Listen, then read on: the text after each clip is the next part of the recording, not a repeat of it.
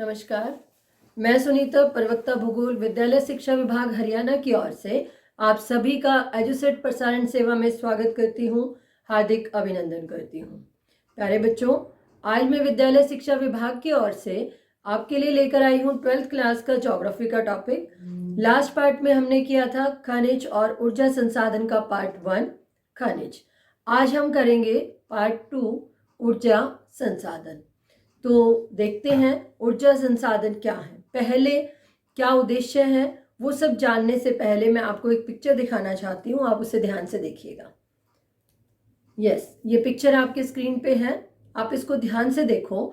और शायद आपने अपनी कॉपी और पेन भी उठा लिया होगा और इसमें नोट डाउन करना शुरू करें कि इसमें आपको कौन कौन से ऊर्जा संसाधन दिखाई दे रहे हैं और कुछ भी क्या दिखाई दे रहा है, आप उससे क्या समझ रहे हैं। Analyse the picture, you have only 2 minutes। Yes, start doing the work. Okay, चलिए मैं थोड़ी आपकी हेल्प कर देती हूँ। इसमें आप देख रहे होगे कहीं एक सोलर पैनल टाइप लगा हुआ है, पेड़ पौधे भी हैं, नीचे कुछ सॉलिड पार्ट भी दिखाई दे रहा है आपको, और उसी के साथ ही आपको कुछ पंखा का रूप में कुछ दिखाई दे रहा होगा। यस, बिल्कुल सही जा रहे हैं आप, लिखते रहें। एक बल्ब भी दिखाई दे रहा है ना। और उसी के साथ ही कुछ जनरेटर टाइप मशीनें भी दिखाई दे रही है आपको, दिख रही है ना मशीन भी। यस, तो अब आप इसको देख के, मैंने आपकी हेल्प की है, आप इसको देख के लिखें कि ये किस प्रकार कार्य करते हैं, कहाँ इनका प्रयोग किया जाता है और ये कौन से ऊर्जा संसाधन है, इनका नाम लिखिए। राइट, तो शायद आपने लिख लिया होगा। तो तब तक हम इस चैप्टर का उद्देश्य जानते हैं कि ये करने का मुख्य उद्देश्य क्या है। जैसे कि नाम से स्पष्ट है, ऊर्जा संसाधन।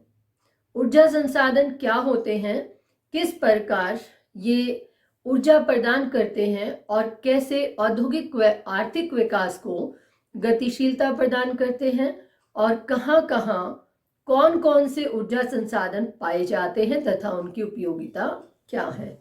मीन्स ऊर्जा संसाधनों के बारे में विस्तृत वर्णन कि उनकी उपयोगिता और उनका वितरण कहाँ कहाँ है। तो चलिए बढ़ते हैं, आपने नोट डाउन कर लिया होगा। अब हम आगे बढ़ते हैं। आज की परिचर्चा के मुख्य बिंदु क्या हैं, स्क्रीन पर देखिएगा। चर्चा के मुख्य बिंदु, ऊर्जा संसाधन से क्या अभिप्राय है, ऊर्जा संसाधनों का वर्गीकरण और उनमें क्या अंतर है, परंपरागत ऊर्जा संसाधनों का वितरण और उपयोगिता, गैर परंपरागत ऊर्जा संसाधनों का वर्णन, वितरण, उपयोगिता। फिर नेक्स्ट आता है आपका खनिज संसाधनों का संरक्षण, और फिर कुछ करने के लिए है कि जो हमने पढ़ा उसमें से हम कुछ फाइंड आउट करेंगे, क्या कुछ करना है, तभी हम समझ पाएंगे। तो आज की परिचर्चा के ये मुख्य बिंदु रहेंगे। तो हम परिचर्चा को आगे बढ़ाते हैं। अब शुरू से ही आपके लिए कुछ करने को, देखिएगा। यस, आपको कुछ दिखाई दे रहा है स्क्रीन पे। ओके, ऊपर लिखा भी हुआ है ना। तस्वीर देखिए और इसके बारे में सोच कर लिखिए। आप सोचें, तस्वीर को देखें, क्या दिखाई दे रहा है, किस प्रकार के संसाधन हैं। इसमें आपको एक गाड़ी भी दिखाई दे रही है ना, ध्यान से देखो, गाड़ी दिखाई दे रही है। सोचो जरा, ये क्यों दिखाई होगी, यहाँ पर किस चीज से चलती है ये। साथ में आपको कुछ पैनल्स, कुछ पेड़, विंड कुछ दिखाई दे रहा है। यस, एक और आपको दिखाई दे रहा होगा कि आंतरिक भाग में रेड रेड कलर का दिखाई दे रहा है आपको, लाल रंग का, है ना। ये क्या है, मैग्मा। आंतरिक भाग से जब ये निकलता है तो क्या छोड़ता है, ताप। उससे हम क्या उत्पन्न करते हैं। यस, आप बिल्कुल सही सोच रहे हैं, ये वही ऊर्जा है। तो ये कुछ हमने जो पिक्चर देखी है, आपने भी शायद वही लिखा है जो मैं सोच रही हूँ। बिल्कुल, क्योंकि आप लोग हम टीचर्स से ज़्यादा क्यूरियस होते हैं और बहुत ही जल्दी से चीज़ों को कैच करते हैं। तो इसमें कुछ संसाधनों के बारे में बताया गया है। कौन से, ऊर्जा संसाधनों के बारे में। तो अपनी लिस्ट बना के रखिएगा, आगे हमारे काम आएंगे। आगे हम फॉरवर्ड करते हैं। यस, अब हम जानते हैं कि ऊर्जा संसाधन क्या है। शायद आपको कुछ आभास भी हो गया होगा, पता चल गया होगा क्या होते हैं ऊर्जा संसाधन। जैसे वहां एक पिक्चर थी जिसमें एक मोटर वाहन चल रहा है, किस चीज से चलते हैं वो? उद्योग की पिक्चर है कि उद्योगों में मशीनें चल रही है, किस चीज से चलती हैं वो? ऊर्जा से। शक्ति मिलती है उनको, कहाँ से मिलती है? किसी को कोयले से मिलती है, किसी को पेट्रोलियम से। कोई घरेलू कार्यों को करने के लिए हम लकड़ी, या जैसे बिजली पंखा चल रहा है तो पंखा किस चीज से चलता है? इलेक्ट्रिसिटी से। तो ये सब क्या है? बिल्कुल सही, ऊर्जा संसाधन। तो अब इनको परिभाषित करना आपके लिए कोई नई बात नहीं है, और परिभाषा में ढालना भी कोई नई बात जरूरी नहीं है। हमें पता है कि ऊर्जा संसाधन क्या होते हैं। फिर भी हम जान लेते हैं। वे साधन जो वाहनों को गतिशीलता प्रदान करते हैं, मशीनों को चलाने और अन्य अनेक कार्यों को करने के लिए ऊर्जा शक्ति प्रदान करते हैं, उन सभी साधनों को हम क्या कहते हैं? ऊर्जा संसाधन। बहुत सारे संसाधन हैं, आप नाम बता सकते हैं। आपने पिक्चर भी देखी है, आप आम जीवन से भी देख सकते हो। अपने आसपास नजर दौड़ाओ और एक पूरी सूची बनाओ कि कौन कौन से साधन ऊर्जा के रूप में प्रयोग में लाए जाते हैं। कुछ एग्जाम्पल मैंने यहाँ पर लिख दिए हैं, जैसे कोयला, पेट्रोलियम, जल विद्युत, सौर ऊर्जा, बायोगैस, पवन ऊर्जा आदि। और भी बहुत सारे हैं।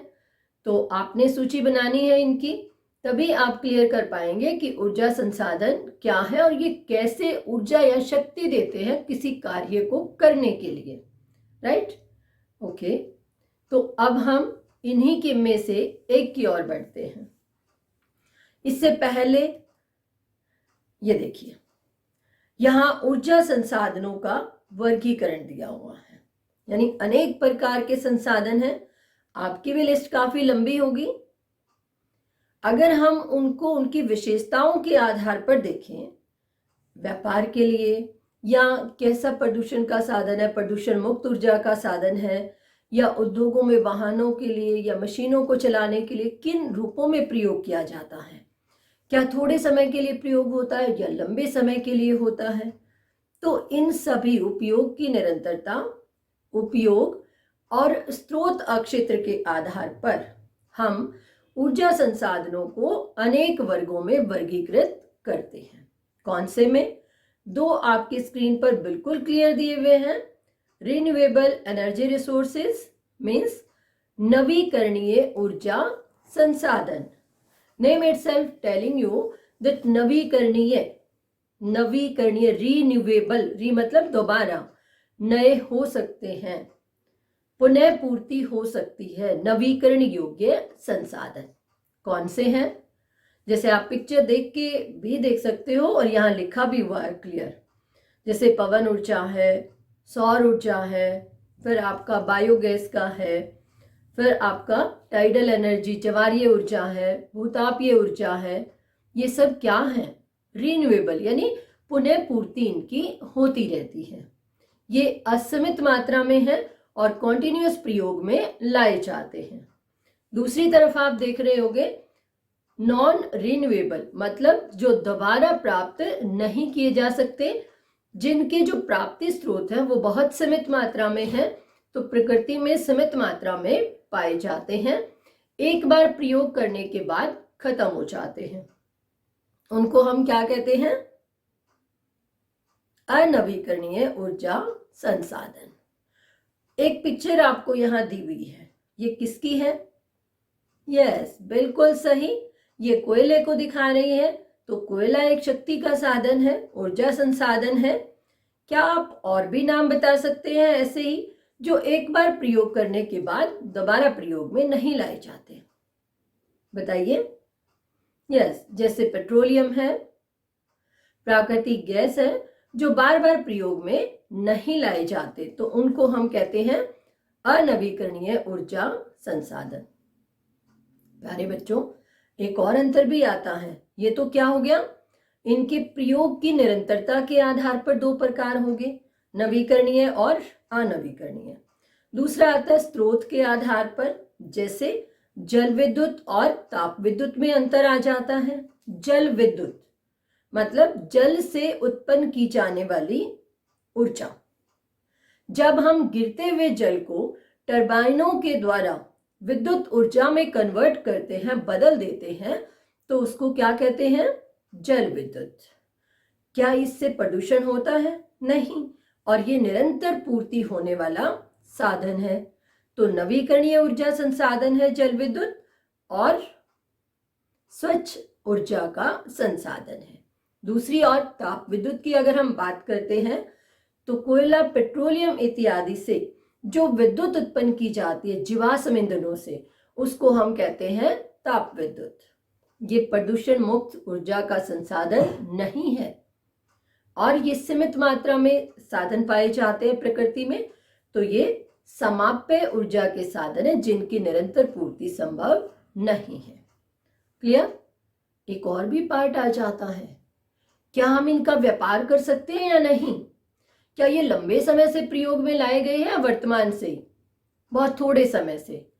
तो उसके आधार पर हम इनको दो भागों में फिर बांट देते हैं, वाणिज्यिक और गैर वाणिज्यिक। वाणिज्यिक ऊर्जा संसाधन होते हैं जिनका हम व्यापार कर सकते हैं और गैर वाणिज्यिक होते हैं जिनका हम व्यापार नहीं कर पाते हैं।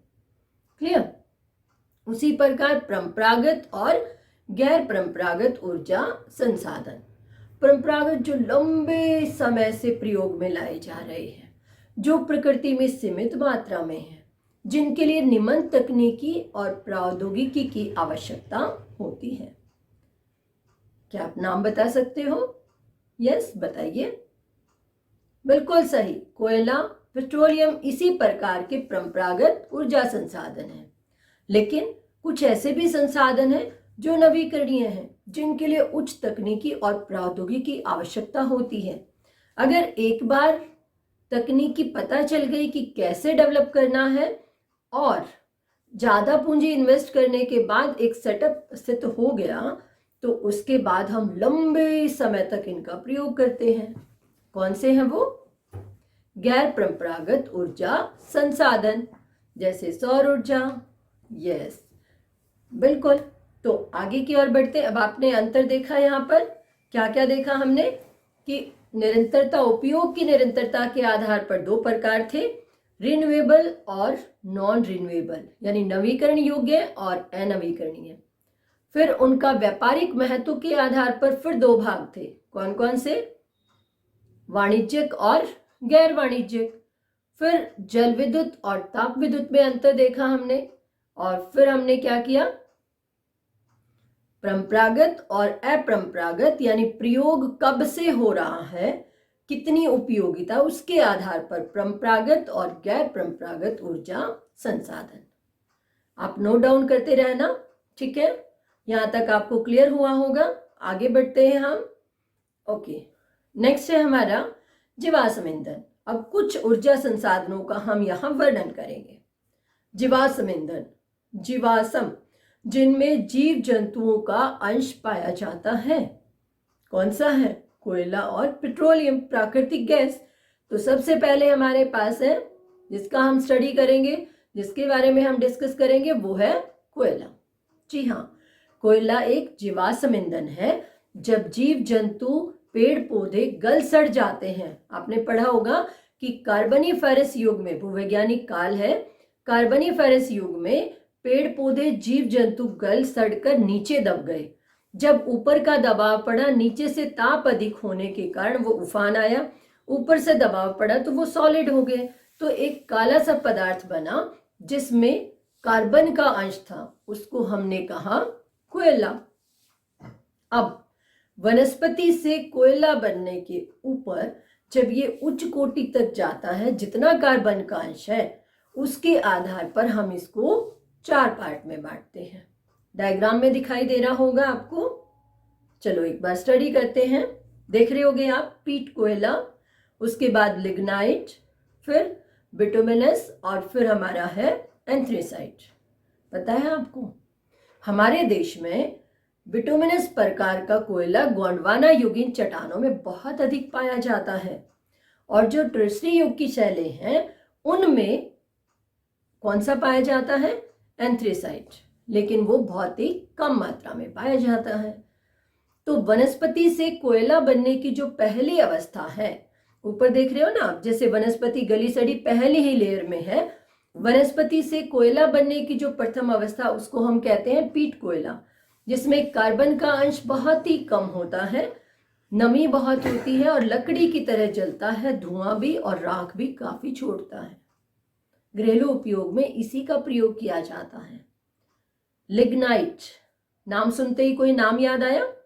Yes, Neyveli lignite Khan. तो ये दूसरी अवस्था है जिसमें नमी का अंश ज्यादा होता है लेकिन पीट की तुलना में कम, थोड़ा सा मॉडिफाइड वर्जन है पीट के बाद। लिग्नाइट, देन बिटुमिनस, इसमें 50 से 60% तक कार्बन का अंश होता है, देर से आग पकड़ता है, लंबे समय तक चलता रहता है। और एंथ्रेसाइट बहुत ही उच्च कोटि का कोयला जिसमें कार्बन का अंश कितना होता है बताओगे? बताइए। सॉरी, कार्बन का अंश 70 से 80% तक होता है और बहुत उच्च कोटि का कोयला होता है। क्लियर? तो कोयले को कार्बन की मात्रा के आधार पर 4 भागों में बांटा, पीट, लिग्नाइट, बिटुमिनस और एंथ्रेसाइट। भारत में कौन सा पाया जाता है? थर्ड क्वालिटी का। कौन सा? बिटुमिनस। और पहला पीट और लिग्नाइट, दूसरा लिग्नाइट कोयले की खान कहाँ है? नेवेली, जो बहुत ही पॉपुलर है तमिलनाडु में। क्लियर? तो अब हम देखते हैं इसका वितरण। ये एक महत्वपूर्ण खनिज है, हम सभी को पता है, जिसका उपयोग विद्युत उत्पादन और ताप विद्युत के उत्पादन के लिए तथा लौह अयस्क के परगलन के लिए किया जाता है। यानी ये कच्चे लोहे के रूप में, कच्चे माल के रूप में भी और शक्ति के साधन के रूप में भी प्रयोग में लाया जाता है। ये गोंडवाना युगीन निक्षेपों में अधिकतर, जिसमें दामोदर घाटी और इसके साथ ही आपका महानदी की घाटी, गोदावरी घाटी के क्षेत्रों में पाया जाता है। तो टर्शरी युगीन कोयला क्षेत्र हिमाचल प्रदेश का कुछ भाग आता है, असम का, अरुणाचल प्रदेश के क्षेत्रों में पाया जाता है। क्लियर? तो आगे की ओर बढ़ते हैं, हम देखते हैं इसका वितरण कि ये कहाँ कहाँ है। राइट? यस, ये आप मैप देख रहे हो अपने स्क्रीन पर, दिखाई दे रहा है? ओके, बहुत ध्यान से देखिएगा। इसमें आपको 3 टाइप के खनिज दिखाई देंगे। एक जो आपकी लाइनें दिखी हुई है, शेडेड एरिया है, वो आपका है कोयले का क्षेत्र, जिसमें आप बहुत ध्यान से देखो, क्लियर दिया हुआ है। जैसे आपका छोटा नागपुर पठारी प्रदेश है, जिसमें उड़ीसा में केंदुझर, बोनाई, फिर पश्चिमी बंगाल में रानीगंज, झारखंड में यस झरिया, गिरिडीह, बोकारो, कर्णपुरा की खानें। ठीक है? नीचे की ओर आओ, झारखंड में कोरबा ताप विद्युत गृह है, नीचे की ओर आपकी तमिलनाडु में नेवेली लिग्नाइट खान है। तो ये सारे क्या हैं? कोयला उत्पादक क्षेत्र। अब इसी के साथ ही एक और जीवाश्म ईंधन आप देख रहे हैं, वो कौन सा है? पेट्रोलियम। ध्यान से देखिएगा क्योंकि आगे हमने करना है, यहाँ पर हम पहले देखते हैं कि वो कहाँ कहाँ पाया जाता है। ठीक है? तो पेट्रोलियम के मुख्य रूप से भारत में 3 ही क्षेत्र हैं। सबसे पहला तेल कुआं असम के क्षेत्र में डिगबोई में खोदा गया था और वो सबसे बड़ा उस समय तक का क्षेत्र था असम का क्षेत्र, जिसके क्षेत्र आपको क्लियर दिखाई दे रहे होंगे। डिगबोई, नाहरकाटिया, नोनमाती, यस, हुगरी मोरेगन क्षेत्र, माकूम, ये सभी तेल क्षेत्र असम के उत्तरी पूर्वी भाग के हैं। अब नीचे आइएगा, उत्तर दक्षिण पश्चिम की ओर, मध्य भारत में पश्चिम की ओर मुंबई के साथ है हमारा बॉम्बे हाई, जिसको सागर सम्राट के नाम से भी जाना जाता है, जो बॉम्बे बंदरगाह से लगभग 120 किलोमीटर की दूरी पर है। और हाँ, ये भारत का सबसे बड़ा तेल क्षेत्र भी है। और तीसरा, खंबात की खाड़ी के शीर्ष पर गुजरात का तटीय क्षेत्र, जिसमें अंकलेश्वर, कलोल, ये क्षेत्र आते हैं। क्लियर? इसके साथ ही आप उत्तरी पूर्वी क्षेत्र में एक और भाग देख रहे होंगे, वो है प्राकृतिक गैस का। ये जीवाश्म ईंधन ही है तीनों, तो ये तीनों का वितरण दिया हुआ है। और ये जो लाइन आपको दिखाई दे रही है, ये सबसे लंबी भूमिगत गैस पाइपलाइन है, जिसका नाम है HVJ। H माने तो यस हजीरा, गुजरात का हजीरा, V से विजयपुर, मध्य प्रदेश में विजयपुर और उत्तर प्रदेश में जगदीशपुर। इन तीनों तेल उत्पादक क्षेत्रों को, प्राकृतिक गैस उत्पादक क्षेत्रों को उपभोक्ता क्षेत्रों तक जोड़ने के लिए पाइपलाइन बनाई गई है। इसे आप देख रहे होंगे आगे भी बढ़ी हुई है ना। आगे जगदीशपुर, फिर कानपुर का है, फिर मेरठ है, फिर आगे की ओर पानीपत है, करनाल है, बबराला से आगे फिर अमृतसर में भटिंडा, आगे अमृतसर भटिंडा तक इसको बनाने की योजना है। इसकी कुल लंबाई कितनी है? 1730 किलोमीटर लगभग। तो ध्यान रहे, कई बार ये बहुत ही इंपॉर्टेंट पार्ट आता है, इस पर विशेषकर कई बार नोट आ जाता है मोस्टली कि सबसे लंबी भूमिगत या HVJ गैस पाइपलाइन पर एक नोट लिखें। तो ये हमने किसका वितरण देखा? कोयले का, पेट्रोलियम और प्राकृतिक गैस। ये तीनों क्या है? यस, जीवाश्म ईंधन है, ऊर्जा संसाधन है, समाप्य ऊर्जा संसाधन है। क्लियर? आगे की ओर बढ़ते हैं। मुझे उम्मीद है कि आपने इसको बहुत ध्यान से सुना, देखा और समझा होगा, क्योंकि इसी के बेस पे आपको कुछ करना होगा आगे। सो एक बार फिर देख लीजिएगा और नोट डाउन कर ले महत्वपूर्ण पॉइंट्स को। चलिए फॉरवर्ड करते हैं आगे की ओर। ये हमारा नेक्स्ट है परंपरागत ऊर्जा संसाधन में पेट्रोलियम, जो हमने अभी पढ़ा है ना। तो पेट्रोलियम गैसीय अवस्था और हाइड्रोकार्बन से युक्त कार्बन होता है। जब ये आंतरिक भाग से, हाँ, कोयला और पेट्रोलियम, खासकर पेट्रोलियम अवसादी चट्टानों के क्षेत्र में अधिक पाया जाता है। ठीक है। मगन तटीय भाग, महाद्वीप के जो तट के साथ लगते हुए क्षेत्र हैं उसमें और विशाल मैदान में बहुत अधिक मात्रा में पाया जाता है। इसमें जब पेट्रोलियम को आंतरिक भाग से निकाला जाता है तो ये अशुद्ध फॉर्म में होता है और इसमें बहुत सारी अशुद्धियां जैसे डीजल है, गैसोलीन है, कोलतार है, ये सारे इसी के साथ निकलते हैं। तो जब हम इसको पेट्रोलियम डीजल के रूप में अलग करते हैं, सेपरेट करते हैं, तो इसे तेल कुओं से निकालकर कहाँ ले जाते हैं? तेल परिष्करण शालाओं तक। अब उसमें कुछ स्थान से रिलेटेड होती है, कुछ परिष्करणशालाएं बाजारोन्मुखी होती हैं। अब जैसे बरौनी बिहार में है, बाजारोन्मुखी है। ऊपर की ओर आप नाहरकटिया का देखें, हल्दिया का देखें, तो वो आपकी क्या है? लोकेशन के अकॉर्डिंग, यानी तेल क्षेत्रों में स्थित है, तो उसकी स्थिति वहां पर इसीलिए है। क्लियर? चलो अब एक क्वेश्चन है आपके लिए, तेल एवं प्राकृतिक गैस आयोग की स्थापना कब की गई, जो तेल और प्राकृतिक गैस के उत्कर्षण का विकास का कार्य करती है? बिल्कुल सही, 1956 ईस्वी में। क्या आप जानते हैं भारत का सबसे बड़ा तेल क्षेत्र कौन सा है? बताइए। अभी हमने मैप देखा था। यस, बॉम्बे हाई, जिसको अपतट बेधन से तेल निकाला जाता है, जिसको हम सागर सम्राट भी कहते हैं। कच्चे तेल को कहाँ परिष्कृत किया जाता है, परिशोधित किया जाता है? तेल कुओं में, उद्योगों में या परिष्करणशालाओं में? यस, बिल्कुल सही, तेल परिष्करणशालाओं में। डिगबोई और बरौनी किस प्रकार की तेल परिष्करणशालाएं हैं? बाजारोन्मुखी हैं या सती संबंधी? आपने ध्यान से सुना होगा तो जरूर आपको आंसर पता होगा। यस, आपने ध्यान से सुना तभी आंसर दे पा रहे हो। बरौनी बाजारोन्मुखी है, तो आपका दूसरा डिगबोई क्या है? सती संबंधी तेल परिष्करणशाला है। राइट? ओके, आगे की ओर बढ़ते हैं। अपरंपरागत ऊर्जा स्रोत। क्लियर?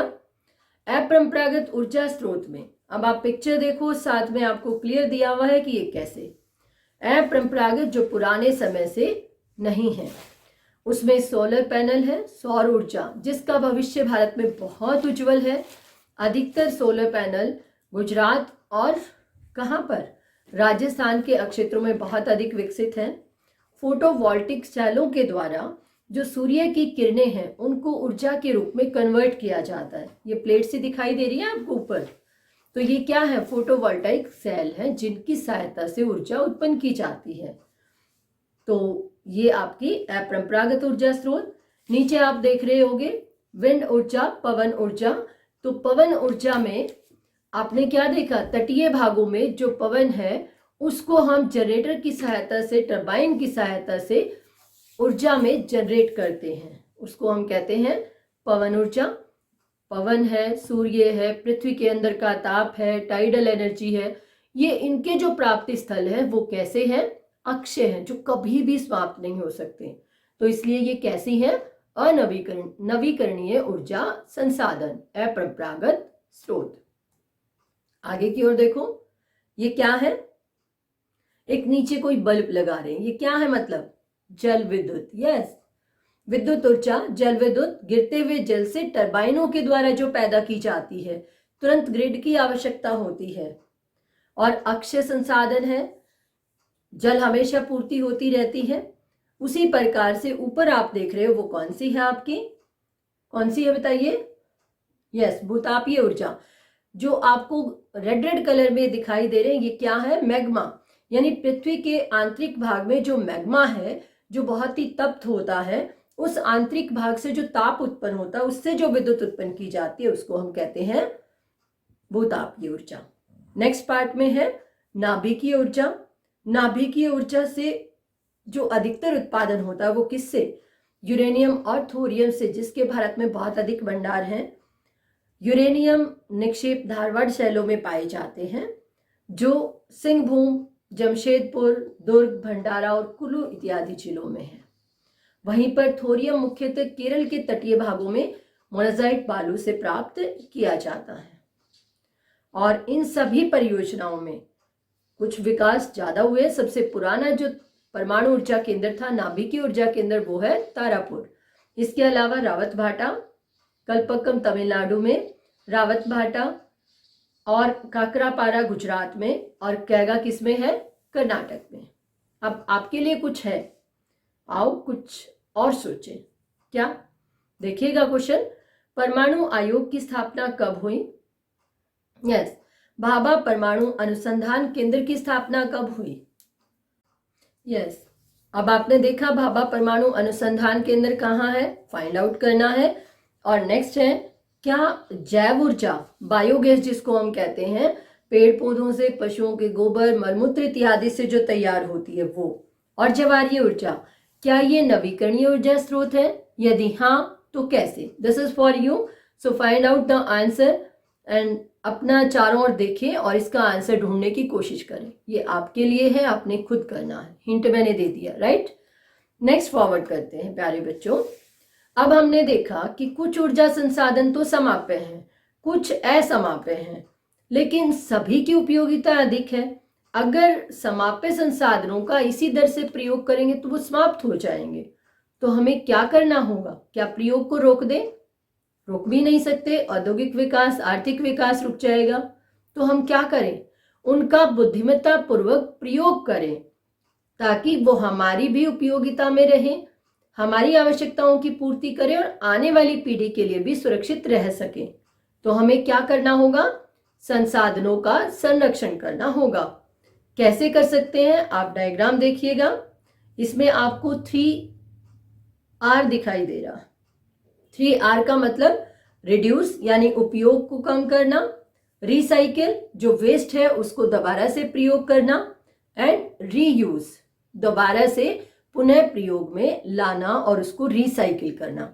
अब 2 और R हो गए हैं, रीथिंक दोबारा से सोचो और उसको रीइवेलुएट करो, रीजनरेट करो।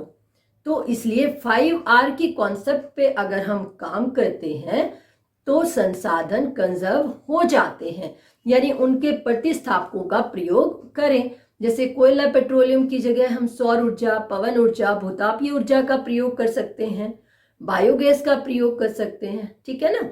तो बुद्धिमत्ता पूर्वक प्रयोग करने से संसाधन संरक्षित होंगे और उनका सतत पोषणीय विकास भी होगा। क्लियर। तो ये था हमारा आज का चैप्टर। आगे बढ़ते हैं हम लास्ट पार्ट की ओर। वो क्या है, यस, अब हमारा होमवर्क। किस प्रकार के खनिज को भूरा हीरा के नाम से जाना जाता है। लिग्नाइट है, कोक है, कोकिंग कोयला क्या है, वो आपने ढूंढ के बताना है। परंपरागत ऊर्जा संसाधनों के नाम बताइए और ऊर्जा के अपारंपरिक यानी गैर परंपरागत संसाधन कौन कौन से हैं। भारत में सौर ऊर्जा का भविष्य उज्जवल है, क्यों बताना है आपको। भारत उष्णकटिबंधीय देश है, तो सौर ऊर्जा का भविष्य कैसे उज्जवल है। फिर आता है खनिजों के संरक्षण की आवश्यकता क्यों है, और पेट्रोलियम संसाधनों का मानचित्र की सहायता से विवरण दीजिए, और प्रमुख तेल परिष्करणशालाओं को मैप पर भरिए। ये आपका होमवर्क का पार्ट है जो आपने बहुत ध्यान से करना है। बीच में जो क्वेश्चंस दिए गए हैं वो क्वेश्चन भी ध्यानपूर्वक करने हैं। मुझे पूरी उम्मीद है कि आपको ये समझ आया होगा। तो आज के लिए इतना ही, फिर मिलेंगे अगले टॉपिक के साथ। महाराष्ट्र में है